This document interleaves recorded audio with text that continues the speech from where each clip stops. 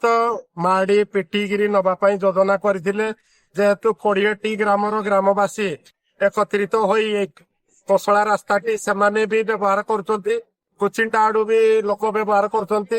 ସମସ୍ତଙ୍କ ବ୍ୟବହାର ରାସ୍ତାକୁ ଏମାନେ କୋଇଲା ପରିବହନ ପାଇଁ ବ୍ୟବହାର ପାଇଁ ଯୋଜନା କରୁଥିଲେ। ସେଥିପାଇଁ ସମସ୍ତେ ଆସିକିରି କୋଶଳାରେ ପହଞ୍ଚିଥିଲେ। ବେଆଇନ ଭାବରେ ନୈନି କୋଇଲା ଖଣିରୁ କୋଇଲା ପରିବହନ କରିବା ପାଇଁ କୋଶଳା ଗ୍ରାମ ରାସ୍ତାରେ ମସୁଧା କରୁଥିଲେ। ସେଥିପାଇଁ ଆମର 20 ଖଣ୍ଡ ଗାଁରୁ ଆସିକିରି ଏଇଟା ବାସିନ୍ଦା ରାତି ଅନିଦ୍ରା ହୋଇ ଆମେ ଧାରଣା ଦେଇଛୁ, ଗଣଧାରଣା ଦେଇଛୁ।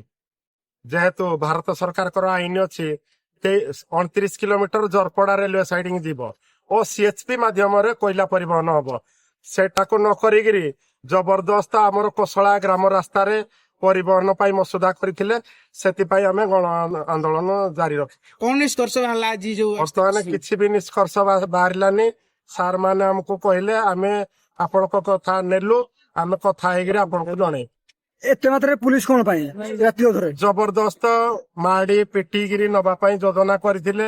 ଯେହେତୁ 20ଟି ଗ୍ରାମର ଗ୍ରାମବାସୀ ଏକତ୍ରିତ ହୋଇ କୋଶଳା ରାସ୍ତାଟି ସେମାନେ ବି ବ୍ୟବହାର କରୁଛନ୍ତି, କୋଚିନ୍ଟା ଆଡୁ ବି ଲୋକ ବ୍ୟବହାର କରୁଛନ୍ତି। ସମସ୍ତଙ୍କ ବ୍ୟବହାର ରାସ୍ତାକୁ ଏମାନେ କୋଇଲା ପରିବହନ ପାଇଁ ବ୍ୟବହାର ପାଇଁ ଯୋଜନା କରୁଥିଲେ। ସେଥିପାଇଁ ସମସ୍ତେ ଆସିକିରି କୋଶଳାରେ ପହଞ୍ଚିଥିଲେ। ଆଗାମୀ ଦିନ କୋଇଲା ପରିବହନ ହେବ ନା ହେବ ନାହିଁ? ଆଗାମୀ ଯେପର୍ଯ୍ୟନ୍ତ କୋଶଳାକୁ ବାଇପାସ ନ କରାଯାଇଛି ଆମେ ଗୋଟେ ବି ଗାଡି କୋଶଳା ମଧ୍ୟ ଦେଇ ଛାଡିବୁ ନାହିଁ। ଆପଣଙ୍କ ଧାରଣା ଚାଲିବ ନା ବନ୍ଦ ହବ? ଆପଣଙ୍କ ଧାରଣା ଚାଲିବ ନା ବନ୍ଦ ହବ?